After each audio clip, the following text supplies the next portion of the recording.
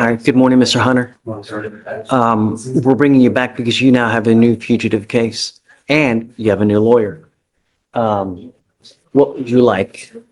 No, we're seeking fugitive bonds on these matters. The new matter, to the best of my knowledge, this from North Carolina, is basically the same complainants of the Houston case. Same folks. I think their surname is Beaker.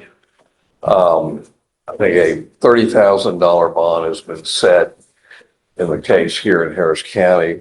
We would respectfully request bonds in the amount of $20,000 on the 3 fugitive warrants, and let my client sort things out with those other jurisdictions as well as ours. Your Honor, because of the fact that he has now 3 fugitive cases in our court, 2 out of Knox County, Tennessee, and now a new one out of North Carolina County, we'll be asking for no bond. I told him beforehand, we've visited this issue before, and I told him the last time that he was here that I wasn't going to give him one. He just got way too much baggage. And it's all the same thing where it's a theft from an elderly, and we have the same thing that's occurring over and over and over.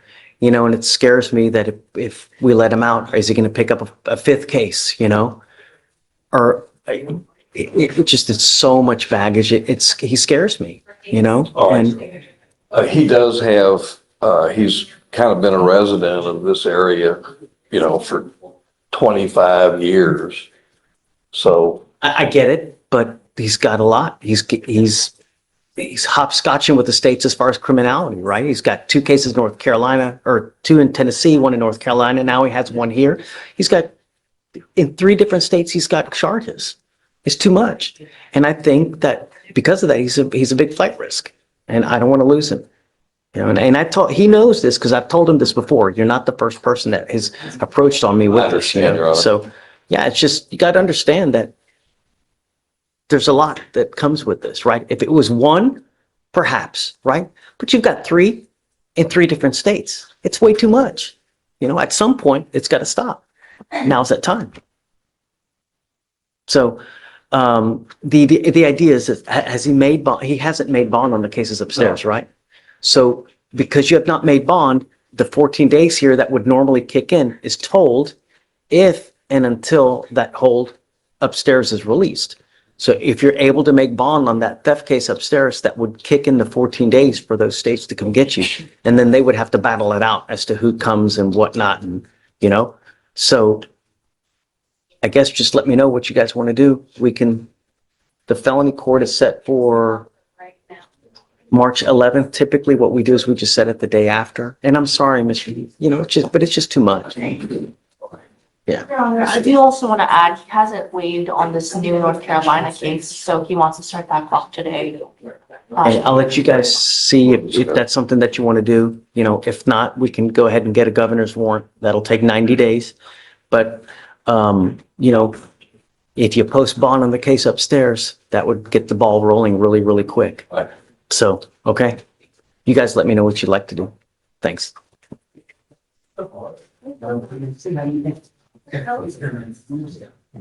Hi. Hey.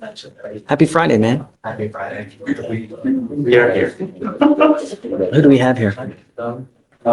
We have Herman Riley, Judge, R-I-L-E-Y. Morning, Ms. Riley.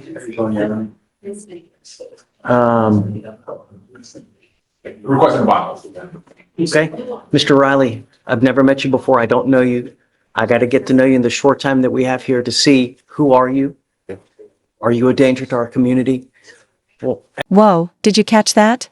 A year on the run for alleged domestic battery involving children. This isn't just a routine bail hearing, it's a full-blown fugitive case. Now, here's something many viewers miss. When you're a fugitive, your bond isn't treated the same as a standard case. You often have to pay 100% upfront, not the usual 10%, because courts see you as a higher flight risk. What do you think? Should fugitives even get bail after running this long?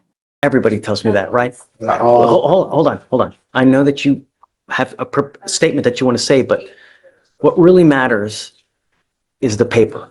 because that really tells me who you are. I get people that try to sell me the sun, moon, stars, everything here, but that really tells me who you are. So, Dave, let's get to know Mr. Riley. Your Honor, he's wanted out of Louisiana for domestic battery involving child endangerment and theft, but the theft is a misdemeanor, so he's only being extradited on the domestic. It was where he is alleged to have bitten his live-in girlfriend in front of a shared child and a second child, a 4-year-old and a 7-year-old. The warrant was issued on May of last year, so we're getting close to a year, Judge, for the. So he's been on the lam, you're saying, for a year? Well, I don't believe it's an FTA. I believe it's a 2B warrant. What's it to be? Okay. I don't show any other history, and so state just requests that a sufficient bail be set, but I don't know of his ability to. So you're okay with the bond? I'm okay with a bond. I'm not okay with a low bond. Judge, my client has requested that he address the court. Yeah, I know. So let's not talk about the case, because you have the right to remain silent. Anything you say can and will be used against you. You got to understand that I have a ton of prosecutors here. Whatever you say, they're going to sit there, type it down. It's very possible it may get back to the prosecutors in Louisiana somehow. So don't talk about the case. Myself.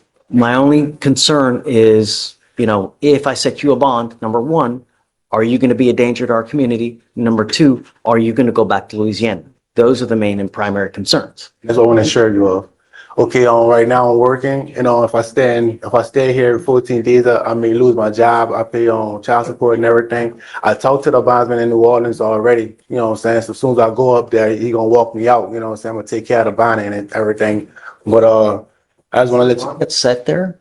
I'm checking that right now, Judge. I don't.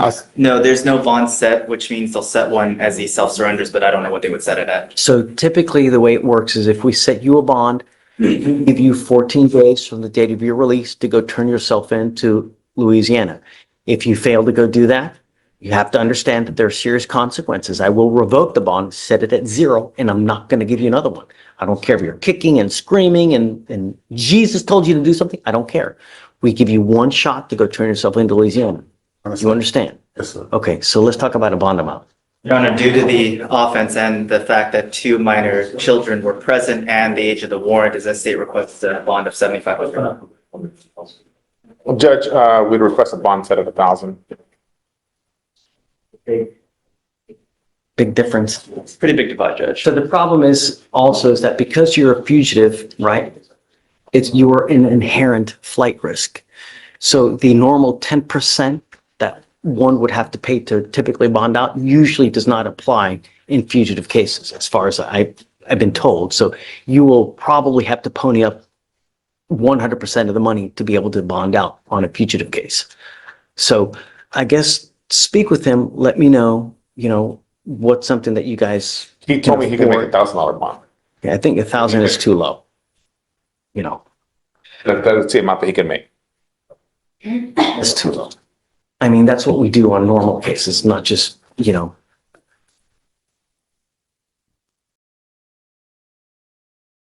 Unless I give you information, Your Honor, just again, due to the age of the warrant and the fact that there were minors present, is unless I give you I information. don't want to keep you, right? But I have to make the bond sufficiently high so that I know that you're going to go back, right? What I'll do is I'll set your bond at $2,500, okay? And then just let me know, what we can do is, has he already waived or no? No, he has not. Have able to reach out to your folks, your family, to see that's something that whether you guys can make it. And under 2,500. This is not I'm not going to negotiate with you, dude. It's just that 1,000 on a fugitive case with this type is just too low. And also, just reminding the counsel and the court is that even presuming that he's able to make this, because Louisiana has set at no bond for him to return and go back to work, he has to make a secondary bond there. And if this is the maximum he is able to pay, then effectively he'll be held in Louisiana and he won't be able to return. I'll also have to take that into consideration. Judge, my client has chosen to not take the bond until, if that's okay with court. $2,500, like, Don't argue with it. no, no, I'm not arguing. I just want Here, look, let's do this. my job and everything, Let's sitting do here this. 14 Let's do days. this. I'll let you guys go back there, talk about what you can make. 1,000 is just too low, but I'm willing to work with you because, really. But you guys, no, let's not do it here. Go back there, talk, I'll stand down, Judge. Christine? Thank you, Judge. Thank you, Dane. So Mr. Schreiber's on bond for a harassment case. He's now picked up a new case. Yes, sir. You now stand charged with the offense of assault of a family member. You are facing up to a year in jail and or a $4,000 fine. We're going to do probable cause. You have the right to remain silent. Anything you say can or will be used against you. You have the right to have an attorney present. If you cannot afford one will be appointed to you, sir. On January 31st, 2025, in Harris County, Texas, officers responded to a family disturbance call. Upon arrival, officer met with the complaining witness, who stated that she and the defendant are married. Complaining witness stated that the defendant had arrived home drunk and that she hid alcohol from him, leading to an argument. The complaining witness stated that the defendant then grabbed her by her hair and pulled, causing pain. Is this the same complaining witness in the harassment case? No, Judge, this is going to be the defendant's wife. I've since spoken to her today back in the witness room. Who is the So complaining witness in my the understanding is that in harassment? the harassment, it's a neighbor, and then we now have the wife as the complainant. Judge, if I may, then you may remember the old case. It involved a family that lived about 0.8 of a mile away and involved a dirt I bike. don't remember anything. And as a practical matter, no, it isn't a neighbor. It's a person who lives in the area. They don't, live next to each other. After this incident happened with the harassment case and his wife is here in court, Mr. Schreiber's now enrolled to go to a facility called Mallard Lake. It's a rehabilitation facility that addresses alcohol problems. He's going to be enrolling on Sunday. And they've sent the enrollment paperwork to my office yesterday. That's the moment everything turned, bond revoked. Imagine being inches away from rehab and freedom, only to have it snatched because you picked up another charge. This is where the judge's tone shifts. He's not just punishing him. He's protecting the community. Do you think that's fair, or should the court give him one last shot at rehabilitation first? We are hoping that we can reset these cases to allow him to attend that. That is an inpatient program. We don't know how long he will be there, but I would anticipate it's going to be not less than 14 days. But of course, it's one of those things they'll judge his success as he goes. I am all for it. But you picked up a new case while you're on bond. I'm not going to let you go. I'm not going to give you any preferential treatment. You have to abide by all the rules, regulations as well. And when you pick up a new case, there are consequences. You're old enough to know that. When you have actions, you take the wrong action. There are no mistakes in life. They're actions. And when you take the wrong actions, there's serious consequences. I'm now revoking your bond on the harassment case. You're staying with me. Now, hold on. I'm not done with you. I'm also ordering you now not to consume alcohol, illegal drugs, and I'm going to put a monitor on your ankle so I know that you're not consuming. So I still want to go to rehab? Then we'll talk about that. We'll work through all the, all the issues as far as there, but I'm not going to take your word for it that you're not going to consume. I need more concrete evidence, and the way that I do that are with these devices, and you're now with me, absolutely no tolerance. If I find that you're now a further danger to my community, I'm going to go nuts on your bond. Do you understand? So what does wife want? Does she want to continue to have contact with him? She is here to ask that the court modify the conditions of the magistrate order for emergency protection. Since this incident happened, Mr. Schreiber's been living in a hotel.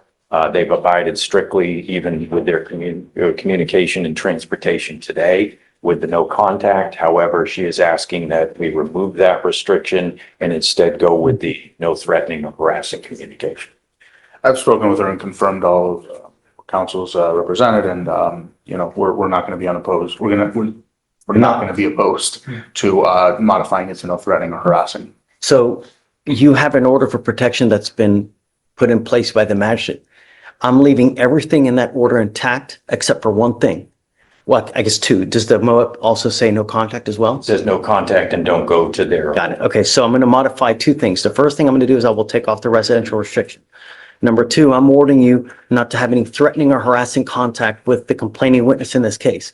You need to understand what is threatening or harassing doesn't matter what you think. I could give a rat's behind what you think. It's what she perceives. So if I go like this, is that threatening or harassing? It most certainly is, and it can land you in custody. And I'm going to tell you now, any more issues, That's why I'm going to rehab, sir. Yes, sir. I understand. you know, there are people in life when they drink, they're very happy, they're the life of the party. That way. Yeah, and then there are people who develop horns when they start drinking. If this is you, there's one easy solution.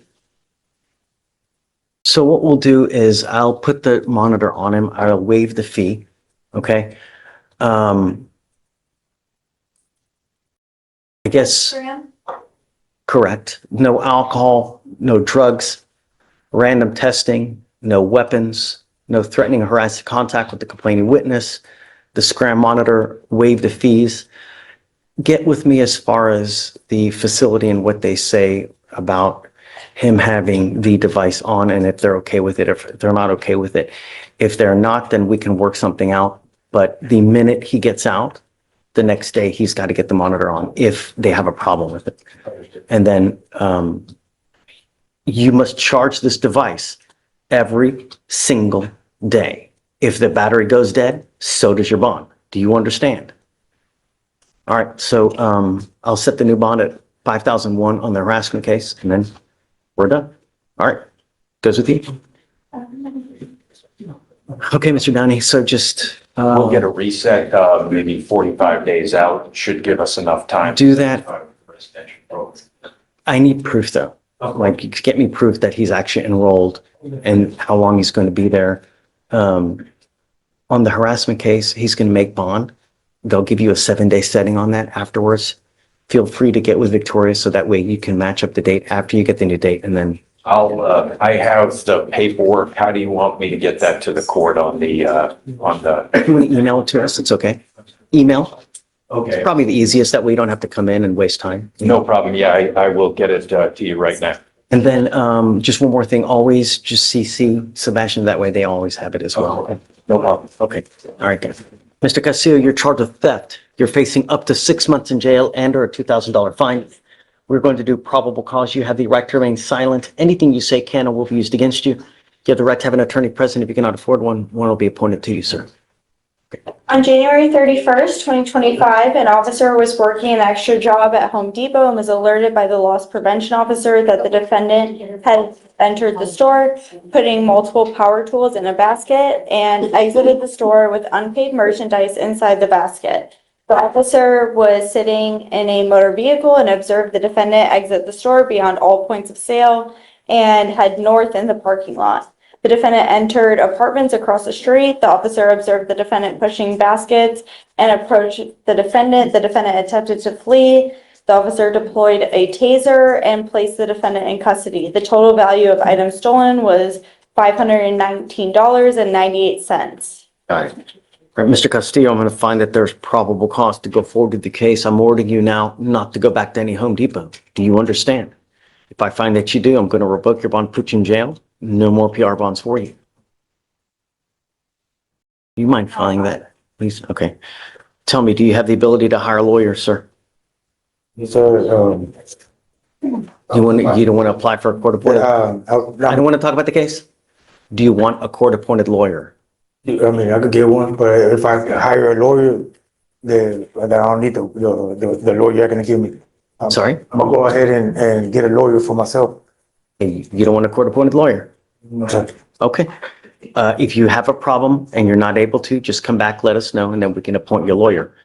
I'm going to have you sign a receipt of Victoria. I'll have you take a seat in the jury box. Let me get your bond conditions ready. We'll have you sign it, and after that, you'll be free to go. Thank you, sir. Don't pick up any new cases.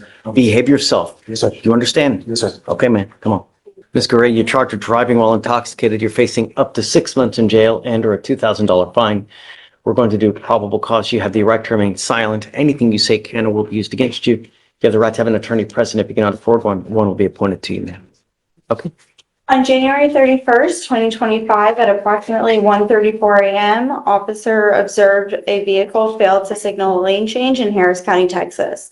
The vehicle also had unconfirmed insurance. The defendant was later ID'd by Texas driver's license, and upon contact, the officer observed slurred speech, red bloodshot eyes, and a strong odor of alcohol emitting from the defendant's breath and person. The defendant admitted to consuming 3 beers. SFSTs were conducted. 6 out of 6 clues were observed on the HGN. 6 out of 8 clues were observed on the walk and turn. 3 out of 4 clues were observed on the one-leg stand. The DIC was read to the defendant, and the defendant refused a breath sample. A blood search warrant was signed and executed. What did you say the stop was? I missed it. The stop was for a failure to signal lane change, and then the officer ran the plate and saw that the vehicle had unconfirmed insurance. Okay. Ms. Gray, I'm going to find that there's probable cause to go forward with your case. I'm ordering you now as a condition of your bond not to consume alcohol, illegal drugs, or unprescribed controlled medication. I'm going to randomly test you. If I find that you're consuming alcohol or illegal drugs, I'm going to put you in jail. Judge, would you consider an interlock for this case? I am, because she just had one that was dismissed. So I am now placing a restriction on your license. You're not allowed to drive any vehicle that doesn't have a guardian interlock on it. If you're caught driving a vehicle that doesn't have one, I'm going to put you in jail. Do you understand? Now, you have a great lawyer, listen to Mr. Darvish, and he'll tell you when you have to come back to court because you have a lawyer. I will waive your appearance, but it is your responsibility to stay in touch with him. Do not pick up any new cases. Don't drink. And if you lose your license between now and then, you're not allowed to drive. Do you understand? I do. Right. The other thing is also a condition of your bond is you're not allowed to drive unless you have liability insurance in your name. Do you understand? So if you drove here today and you don't have liability insurance, you can't drive. You understand? I do. All right. So I'm going to have you sign a reset. Victoria, we'll have you get Fleischer for your bond conditions, and then you guys are free to go. All right. Thanks, guys. Good morning, Ms. Moya. Oh. Do you speak English or do you need? I speak only English. Yes, only English. You speak English? Yeah, only, yes. And you're charged with interference with the duties of a public servant. You're facing up to 6 months in jail and or a $2,000 fine. We are going to do probable cause. You have the right to remain silent. Anything you say can or will be used against you. You have the right to have an attorney present. If you cannot afford one, one will be appointed to you. On January 29th, 2025, an officer was dispatched to a Valero parking lot for a suspicious motor vehicle that may have been stolen. Loss prevention on the motor vehicle came back to the license plate, on the motor vehicle came back to a white Ford F-150. The vehicle identification number on the vehicle was different than what had returned. The defendant got out of the suspected motor vehicle and the officer was performing a felony stop on the possible stolen vehicle with multiple items in her hand. And the defendant refused to obey commands when told to drop them. The officer stated that he told the defendant to face away from him and walk backwards with her hands up. The defendant refused to obey commands and walked towards the officer with her hands down and facing him. The defendant kept moving back towards the front of. The defendant kept moving hands back towards the front of her body while the officer attempted to put on handcuffs on the defendant. The officer ordered the defendant to walk towards the patrol vehicle, to which the defendant refused and had to be escorted by force. The defendant kept moving her hands away from the officer and he attempted to handcuff her again. The officer had to take the defendant to the ground due to the defendant attempting to free herself. The defendant continued to move around so she could not be handcuffed. She the driver or the passenger? Is there a co-defendant? Did someone else get the UUMV? It does not appear there's any co-defendant. It's a passenger. Stop. Ma'am, don't. All it says is that she got out of the suspect vehicle. Ma'am, I'm going to find that there's probable cause to go forward with the case. If you do not have a Texas driver license, you are not allowed to drive. Do you understand me, ma'am? Yes, sir. Also, you need liability insurance if you're going to drive. If you don't have either, then you're not allowed to drive. Do you understand? Do you have the ability to hire a lawyer, or would you like a court-appointed lawyer, ma'am? Court appointed lawyer. Okay, I need you to, let me see if I have an application. I need you to fill out an application for me. I'll take a look at it and then we can appoint you someone later today. Do not leave until you sign our bond conditions though, ma'am. All right? Okay, please. That's it, Judge. Got it. You're Adam Reyes. Mr. Reyes, you're charged with racing on a highway. You're facing up to 6 months in jail and or a $2,000 fine. We're going to do probable cause. You have the right to remain silent. Anything you say can or will be used against you. You have the right to have an attorney present. If you cannot afford one, one will be appointed to you, sir. On January 23rd, 2025, law enforcement officer observed a black Silverado and a white Honda Accord at the 7800 block of State Highway 6 turning left at a high rate of speed. The law enforcement officer made a U-turn at an intersection that followed both motor vehicles, having to travel approximately 66 miles an hour in 40-mile-an-hour zone. The officer observed motor vehicles to be side by side with the Honda flashing emergency lights. The law enforcement officer observed Honda turn off the lights. Both motor vehicles began to speed up again while driving side by side, and they ran a red light. The officer attempted to catch up with both motor vehicles, causing the officer to travel approximately 90 miles an hour in 40-mile-per-hour zone.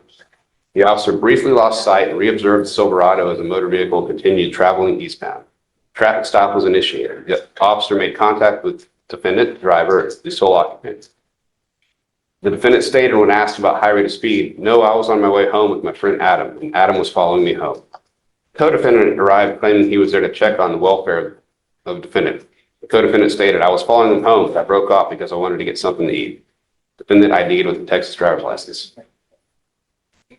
And Mr. Reyes, I'm going to find that there's probable cause to go forward with the case. I'm ordering you as a condition of your bond not to participate in this type of activity again. If I find that you do, I'm going to put you in jail and then I'm going to take your ability to drive away. Do you understand? Can you look to see if he has a valid Texas driver license, please? Yes, Judge, eligible. Okay. Do you have the ability to hire a lawyer, Mr. Reyes, or did you want to apply for an appointed lawyer? I'll hire one. Okay. I'm going to have you sign a receipt, Victoria. I'll have you take a seat in the jury box while we get your bond conditions, while you sign it, and after that, you'll be free to go. Be safe in my city. Do you understand? All right. This way. Mr. Thornton, you're charged with assault of a family member. You're facing up to a year in jail and or a $4,000 fine. We're going to do probable cause. You have the right to remain silent. Anything you say can or will be used against you. You have the right to have an attorney present. If you cannot afford one, one will be appointed to you, sir. Judge, the complaining witness and the defendant are. Hold on, did you hear that twist? The case is dismissed, just like that. After all that tension, the paperwork shows it shouldn't even exist. This happens more than you'd think. Clerical errors, missing witnesses, or legal missteps can set someone free instantly. Would you call this a win for justice or a loophole gone wild? Dating relationship. And on December 18th, 2024, in Harris County, Texas, officers were dispatched to an assault call at a hospital. Officer arrived and made contact with the complaining witness, who stated that she and the defendant are in a dating relationship. Complaining witness stated that earlier in the day, she and the defendant were in an argument due to the complaining witness telling the defendant that he needed to leave the location. When the complaining witness got up to leave, the defendant pushed her through a wall, causing her to crash through the wall, causing pain. Officer observed the complaining witness to have a laceration over her right eyelid, swelling and bruising. What's the problem with this case? You know, it shows it's dismissed. Something went wrong. Something's wrong. I'm showing that the case is dismissed when it shouldn't be. This is Thornton, Judge. Yeah. My suggestion yesterday. Or is it? I don't know. I don't even, This one that was signed. It is a DVD case, Or Judge. Mr. Witness. I don't even see a nollie. For Thornton, it's not published, Judge. Judge. I mean, ready to publish. Judge, you said he spoke with Chief Campbell, dismissed for missing witness due to. So it is dismissed then, right? Okay, your case has been dismissed, believe it or not. Just be careful out there, you know? Just, today's your lucky day. Count it, all right? Okay, man, good luck. That's okay, I did too. I don't even see a copy of the dismissal here. That's why I was kind of threw me for a loop, but Dave knows, you know?